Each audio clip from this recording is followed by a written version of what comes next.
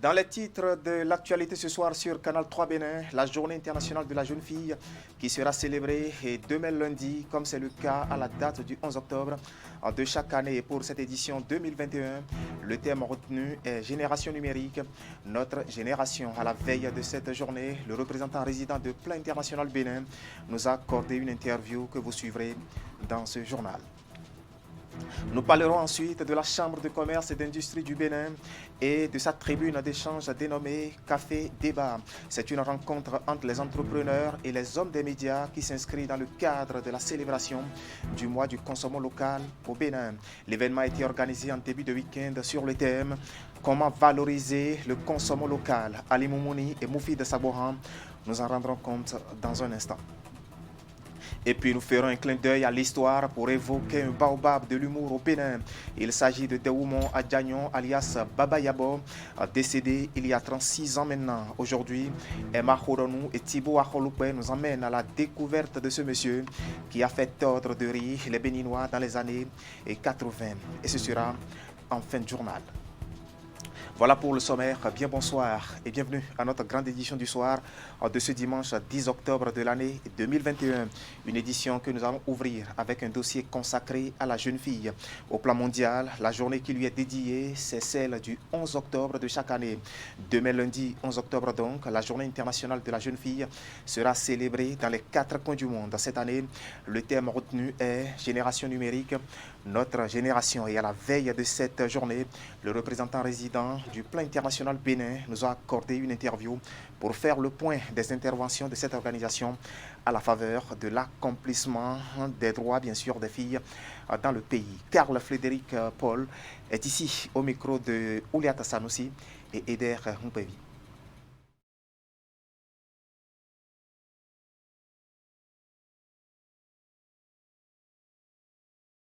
Plaidoyer de plan international auprès de l'Organisation des Nations Unies en 2011 avec beaucoup d'autres organisations internationales. C'est l'opportunité que nous avons de présenter les actions mais aussi les solutions que nous avons pour accompagner les filles et aussi les pays et toute la société civile dans tous leurs efforts pour accomplir les droits des filles.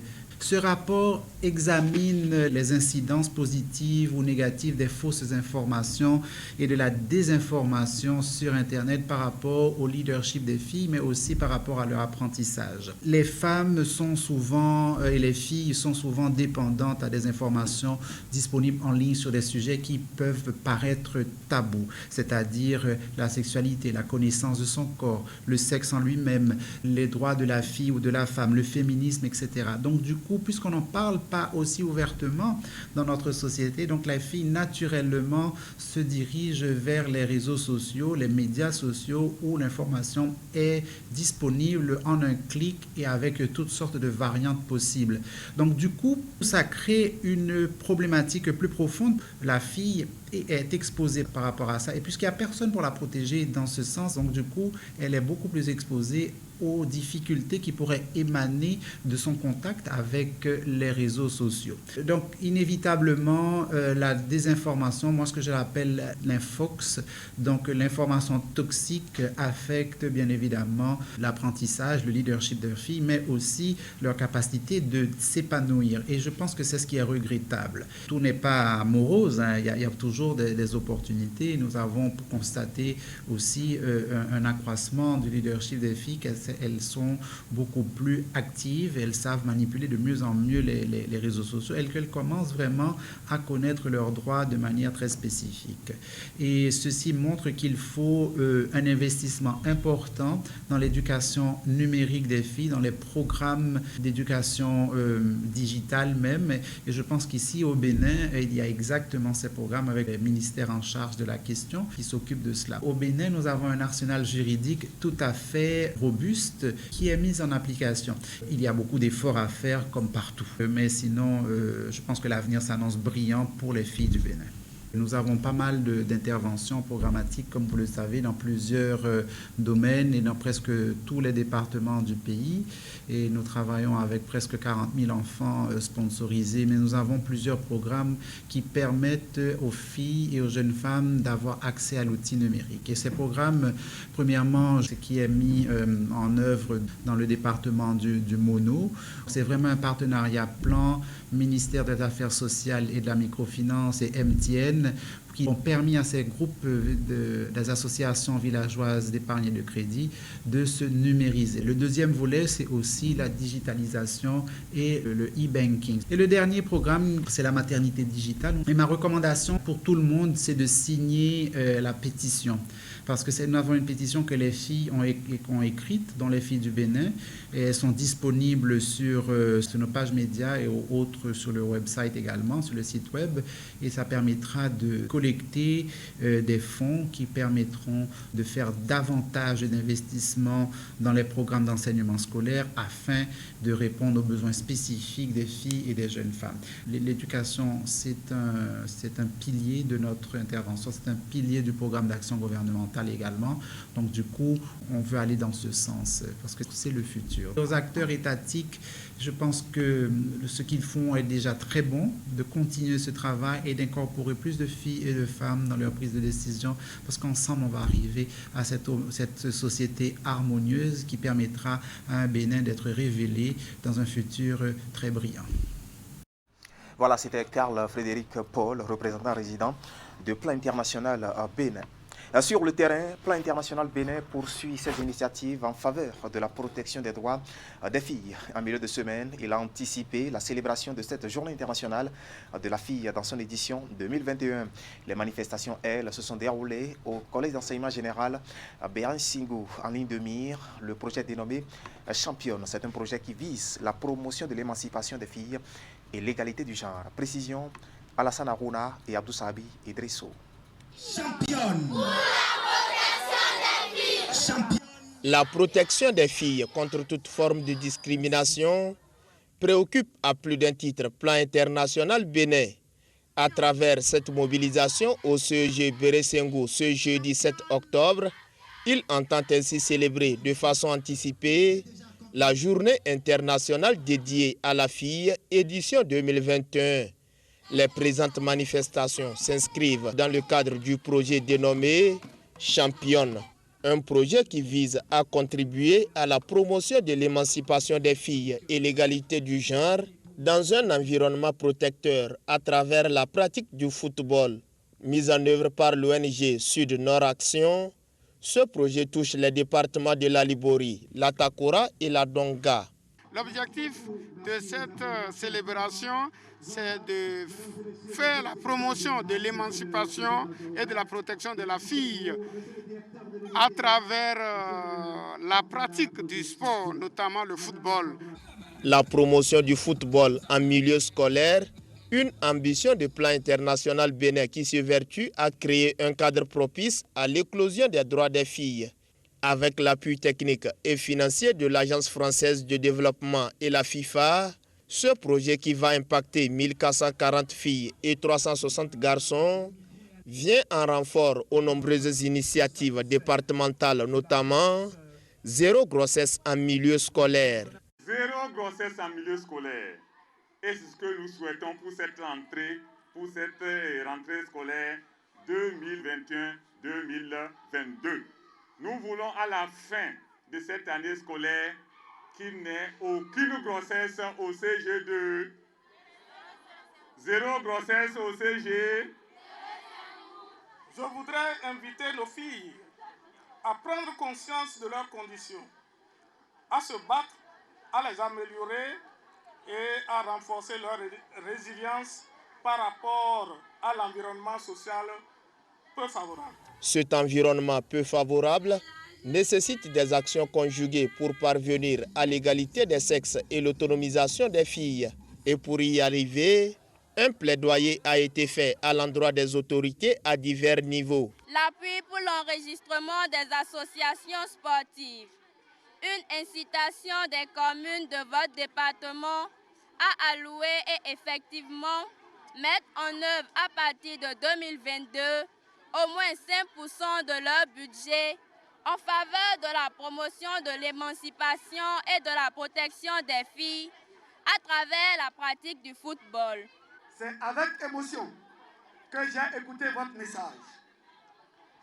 En réponse à votre plaidoyer, je peux vous assurer que l'engagement de Madame le Préfet à vos côtés est un acquis. Elle ne ménagera aucun effort, ni son temps, pour être présente personnellement lors de vos compétitions. Au terme de cette célébration, les filles qui se sont illustrées de par leurs performances scolaires ont reçu des kits, une manière pour stimuler l'émulation au sein des apprenants.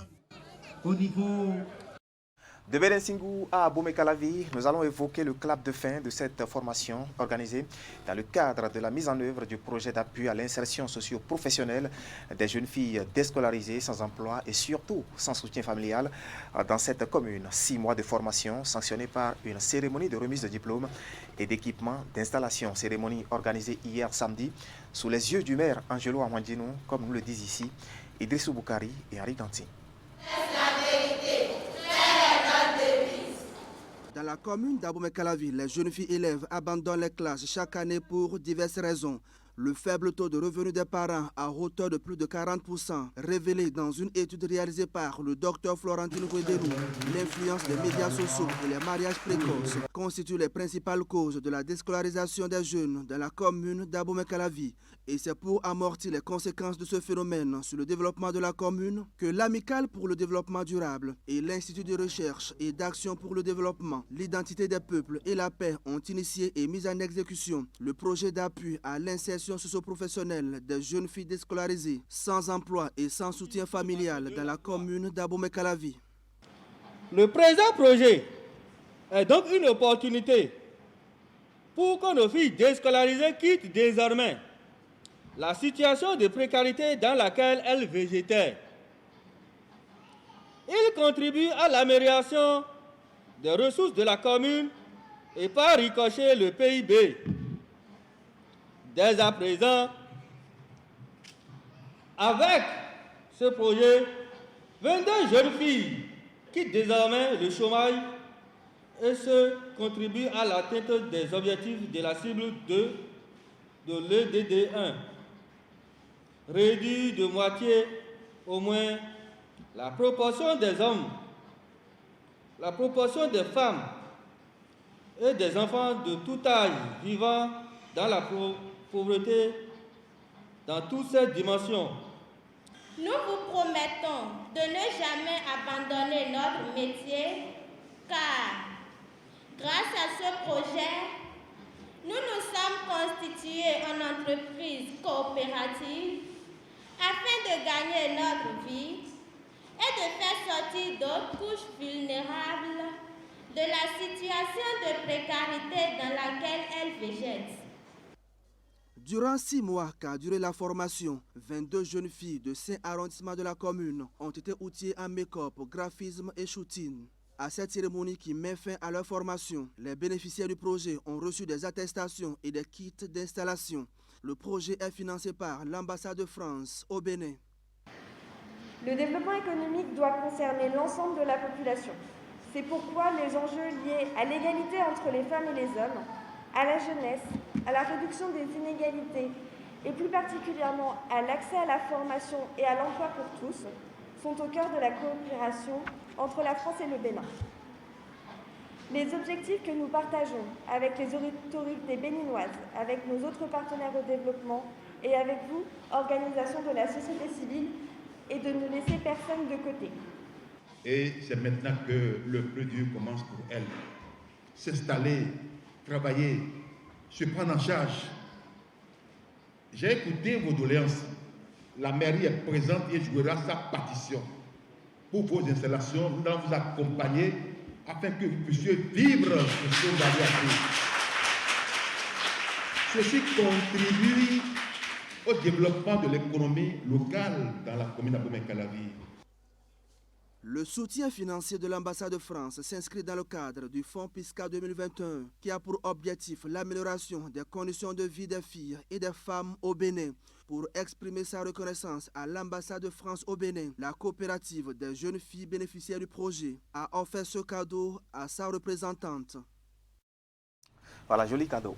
Fermons cette page consacrée à la jeune fille pour parler maintenant de la drogue incinérée. Vous allez le voir sur ces images. Il s'agit de la cargaison arraisonnée la semaine dernière à Ekpe, dans la commune de Semepoudji. Elle a été détruite en début de week-end à Arozon. Là, nous sommes dans la commune de Ouida. Au total, 2240 plaquettes de cocaïne ajoutées à un stock résiduel entreposé à la Cour de répression des infractions économiques et du terrorisme ont été incinérées. L'opération de destruction de stupéfiants a été conduite par le directeur des affaires pénales et des grâces, le magistrat Seydou Boni Penoukoun, que vous voyez là. À l'écran et pour la circonstance, un impressionnant dispositif sécuritaire a été déployé pour faire face à toute éventualité. Vous suivrez le film complet et tous les détails de cette opération dans nos prochaines éditions. Nous allons nous rendre maintenant dans le département des Collines où le ministre des Enseignements maternels et primaires était à Savet cette semaine. Salimane Karimon est allé s'enquérir du bon déroulement de l'évolution de la formation des directeurs, directrices et enseignants des classes de CI et CP. Les détails de cette descente, c'est avec Imet Hélène Amoussou et Georges Vaudonon. Sur l'ensemble du territoire, les séances de renforcement des connaissances sont organisées à l'endroit des directeurs et directrices d'école, mais aussi et surtout des enseignants des classes concernées. De retour des manifestations de la journée de l'enseignant dans le Septentrion, l'autorité de tutelle a fait une escale à Savet. Dans l'un des centres de formation, Salimane Karim est allé se convaincre du bon déroulement des activités et également galvaniser la troupe. Dans chacune des 5 salles retenues à cet effet, le ministre, en plus des encouragements, a prodigué des conseils utiles à ces derniers. Nous avons vu les enseignants très sérieux au travail et très attentifs et cela nous a fait énormément plaisir. Nous leur avons prodigué quelques conseils, des conseils d'abord notamment relatifs du moins à leur sérieux au travail, les conseils au directeur d'école par rapport à la gestion de la mise en œuvre, n'est-ce pas, des programmes ou des curricula révisés, également des conseils par rapport à l'attention qu'ils devraient avoir vis-à-vis des parents d'élèves s'agissant des frais de photocopie et autres. Les nouvelles modifications objets des échanges sont introduites dans les matières que sont le français et les mathématiques. Les aménagements apportés modifient et complètent des révisions effectuées par le passé sur divers programmes. Ce besoin de retouche voulu et initié par le gouvernement vise à davantage adapter la formation des tout-petits aux réalités contemporaines. La démarche vise également à terme de faire d'eux des citoyens et cadres accomplis. On a parlé de mesures correctives en français et en mathématiques au CICP et dans les autres centres de formation, dans les autres cours CE1, CE2, CM1, CM2 même. Mais ces mesures n'avaient pas comblé ou jusqu'à présent pas comblé les attentes. C'est pourquoi cette révision-là a été initiée, elle a été mise en œuvre, elle a connu sa phase pilote et nous sommes aujourd'hui à la phase de généralisation. Notre souhait est que les récriminations qui ont conduit à cette révision-là puissent s'estomper pour que dans quelques années, on n'ait plus à déplorer la même chose. Comme à Savet, plusieurs autres centres sont répartis sur l'ensemble du territoire national et abritent la même formation. Démarrée lundi, elle va durer une semaine. Place maintenant au prix de l'innovation et du numérique dans leur édition 2021. C'est une initiative du club de direction du système d'information en partenariat avec le cabinet Deloitte et elle vise à récompenser les acteurs publics, privés et ceux de la société civile qui ont fait des efforts en matière de système d'information pour résister justement au choc. La cérémonie de lancement officielle a pris la forme d'une conférence de presse organisée dans les locaux du ministère de l'économie et des Finances. Précision, Clément Tchadé et Mofi de Sabouan. Le club DSI Bénin et le cabinet Deloitte se mettent ensemble pour organiser pour la première fois au Bénin les prix DSI Award. Et pour procéder au lancement de cette première édition, le comité mis en place par les clubs DSI nés en 2016 convie les différents acteurs impliqués et les professionnels des médias à cette séance d'échange pour annoncer les couleurs. une initiative pour reconnaître, récompenser et surtout célébrer des membres des clubs DSI et les acteurs du numérique. Occasion pour le président du club DSI Bénin de revenir sur les critères d'éligibilité des nominés et sur l'agenda de l'événement. Le deuxième critère, il faut que la personne soit totalement à jour donc, de ses obligations à la date de la sélection donc, des nominés. Le troisième critère d'éligibilité, il faut que cette personne ait mis en place une ou plusieurs idées innovantes pendant la période de la COVID-19. Donc, de la COVID-19, c'est le domaine de la formation. Il y aura un atelier autour donc, de technologies innovantes qui peuvent être utilisées et qui pourraient simplifier la tâche donc, assez ardue donc, des DSI. Toujours dans ce genre d'événement, l'apothéose, la fin donc, de l'événement sera le gala qui sera organisé, qui permettra donc, aux acteurs donc, de faire du networking, du réseautage, de présenter les catégories, les nominés, les projets nominés, le jury. Ce serait avec donc, des prestations artistiques et ensuite donc, la remise des trophées. Les acteurs du numérique et des systèmes d'information ont joué un rôle important pendant la COVID-19. L'organisation de ce prix des DSI sera donc une occasion de valoriser les professionnels du numérique. Et pour contribuer à la réussite de ce rendez-vous, le cabinet Deloitte se positionne comme le premier partenaire de l'événement en attendant les autres. On bondit sur l'opportunité pour que les gens sachent au Bénin que Deloitte Conseil est là. Et dans le domaine de la technologie, Deloitte peut accompagner. Donc, vous voyez, c'est un désir pour nous d'accompagner ce qui se fait, mais c'est aussi un besoin de faire en sorte qu'on n'ait pas justement cette impression que nous atterrissons brusquement dans la technologie. Nous sommes dans la technologie. Au total, 20 récompenses seront attribuées, dont 50% sont dédiées aux décideurs des systèmes d'information, 30% aux entreprises, 10% à la société civile et 10% aux acteurs de l'éducation. Les 20 récompenses seront à répartir dans 10 catégories. Le comité d'organisation des prix DSI Award 2021 a enfin précisé que la phase finale est prévue pour se tenir les 17 et 18 décembre 2021. Direction les locaux de la Chambre de commerce et d'industrie du Bénin pour parler de café débat.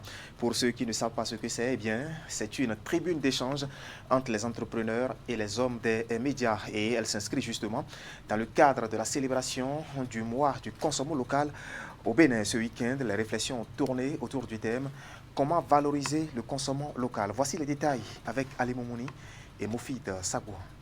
À bâton rompu, les journalistes et les producteurs au sujet du consommation local. But de cette rencontre, discuter de la valorisation du savoir-faire béninois.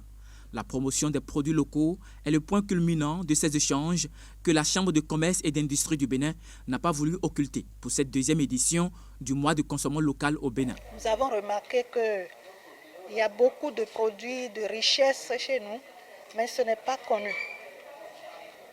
Nous, en tant que Chambre de commerce et d'industrie du Bénin, nous sommes tenus d'apporter notre accompagnement, notre soutien à toutes ces personnes qui produisent de bonnes choses, mais qui ne sont pas vraiment connues. Et je suis vraiment très fière après tout ce que j'ai entendu. Je suis très fière parce qu'en proposant même ce thème, je ne m'attendais pas à écouter tout ce que j'ai ouï dire là. C'est autour du thème « Comment valoriser le consommation local ?» les défis pour les médias et les producteurs que s'est déroulée la discussion. Un panel de start-up pour parler de son expérience avec la presse, sinon des médias en général et vice-versa. Occasion pour relever les insuffisances de leur collaboration et faire chemin ensemble pour la promotion des produits locaux. Les échanges se sont déroulés de façon conviviale, spontanée, sincère, je vais dire, parce que la presse a eu à dire à nos promoteurs d'entreprise ce que nous faisons de pas bien. Et nous aussi, nous avons dit à la presse ce que nous avons comme axe d'amélioration à leur proposer. Donc pour moi, globalement, ce fut un succès et ce genre d'initiative est à renouveler. Et je pense qu'à partir de l'entretien d'aujourd'hui, la presse peut considérer, en tout cas mon entreprise, comme un partenaire sûr et à tout moment, nos portes sont ouvertes et on est prêt à accueillir la presse pour que la presse fasse de son mieux pour qu'on nous connaisse.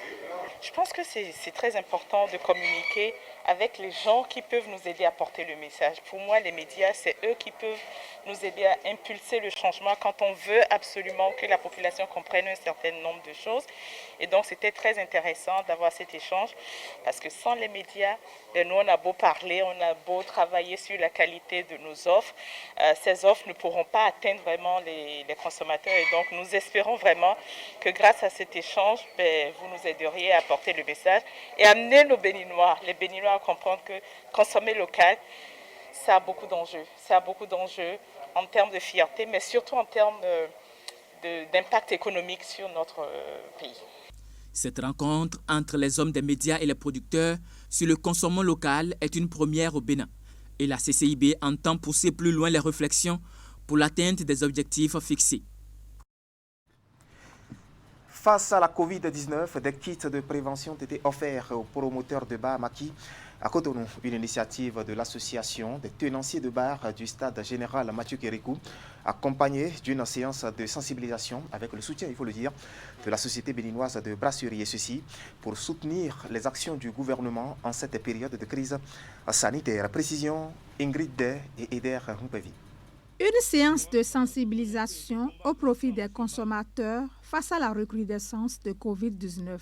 C'est pour la énième fois que la Société béninoise de brasserie initie une telle action en collaboration avec l'Association des tenanciers de bar du Stade général Mathieu Kérékou de Cotonou. L'initiative se traduit par la remise de kits de prévention Covid aux promoteurs de bar Maki. Nous avons entrepris depuis mars 2020 de nous lever contre ce mal dans les bars et partout où nous exerçons notre activité de distribution de boissons.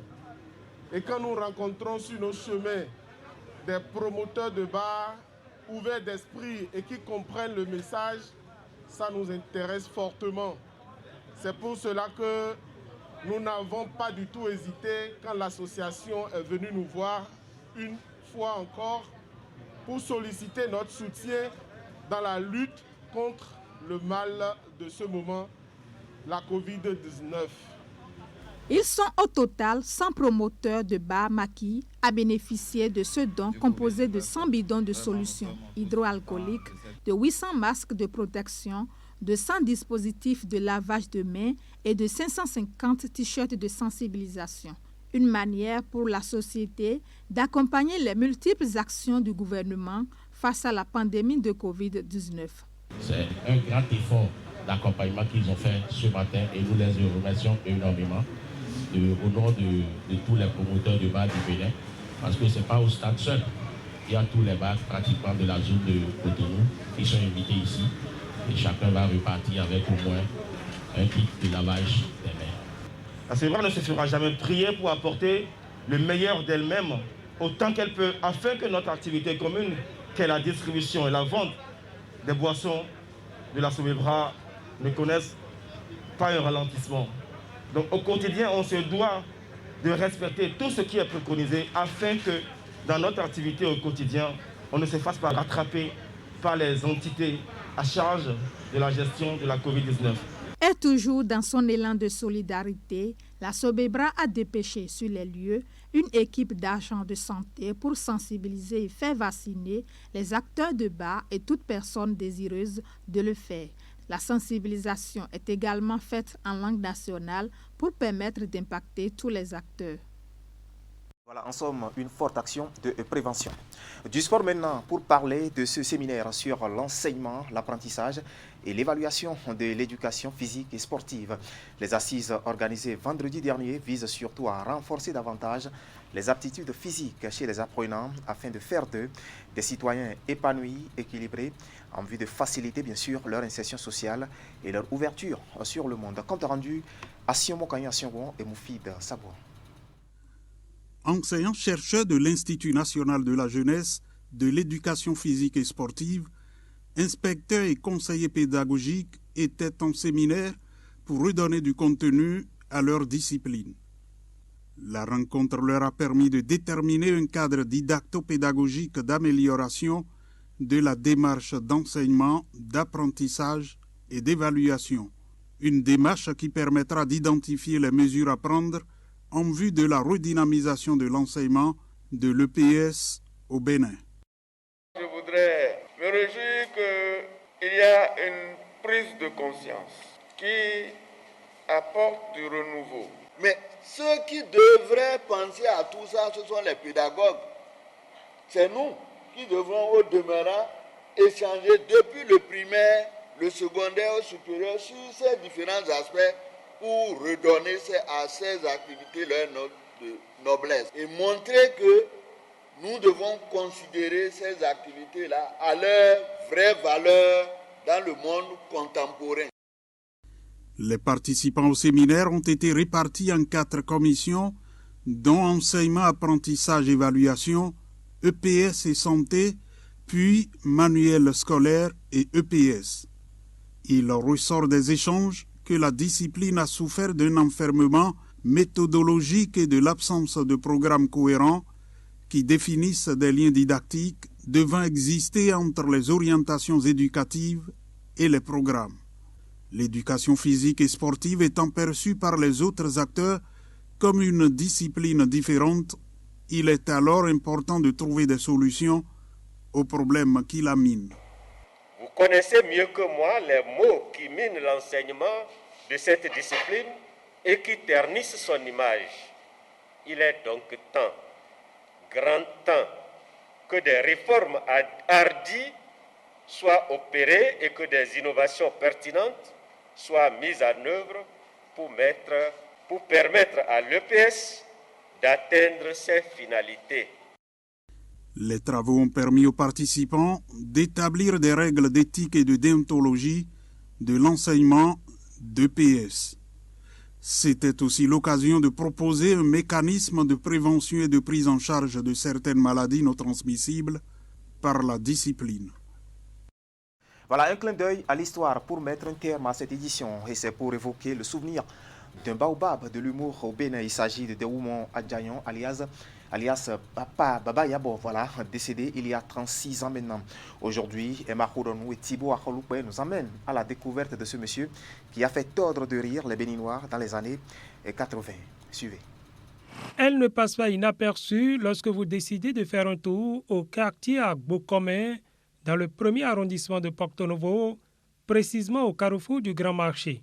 Cette statue à l'allure rondouillette est celle de Deoumon Adjayon, alias Baba Yabo, célèbre humoriste de Porto Novo, qui a égayé les Béninois dans les années 80.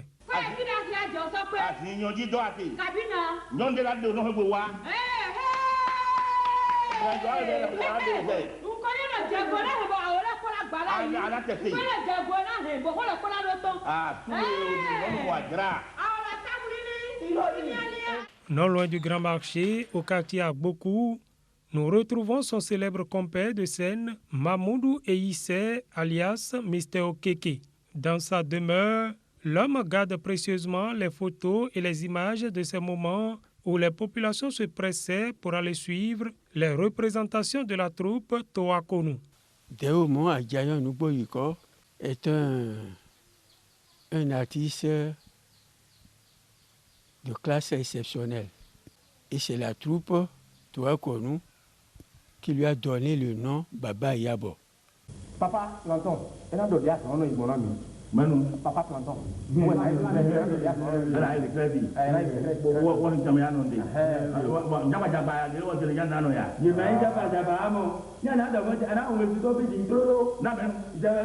Footballeur professionnel à l'époque, Mr. Okeke a vu sa vie basculer quand il a rencontré le truculent Baba Yabo. Les deux hommes ont décidé de tout abandonner pour le théâtre populaire et de leur association est née la troupe Toakonu.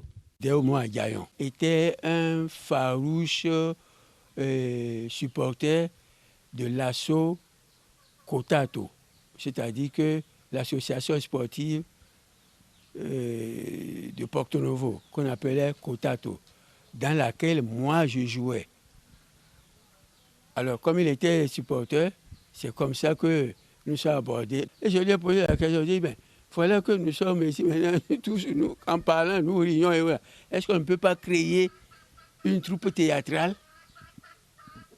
Il a dit, ah, si je veux. À sa mort en février 1985, les membres de la troupe ont fait un serment sur la dépouille de Baba Yabo. Sur sa dépouille mortelle, les membres de la troupe et moi avions prêté serment que quand Mr. Okeke et la troupe Touakonou vivent, Baba Yabo n'est pas mort. Et c'est ça qui a fait que nous avons proposé de faire sa statue, d'ériger sa statue. Et c'est ça qui a fait que nous avons érigé.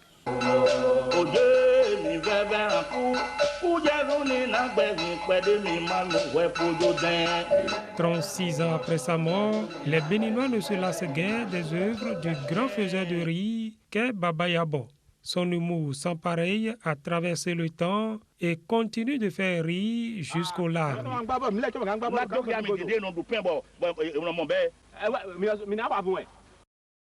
Voilà, véritable bête de scène, Baba Yabo. Et c'est l'essentiel à retenir ce soir de l'actualité sur Canal 3 Bénin. Toute l'équipe technique et celle de la rédaction qui m'accompagne vous remercie de nous avoir suivis. Restez en compagnie de nos programmes et retrouvez l'actualité dans un format beaucoup plus grand demain lundi à partir de 7h. Ça, non, Actu Matin. Bonne fin de week-end à toutes et à tous et à demain.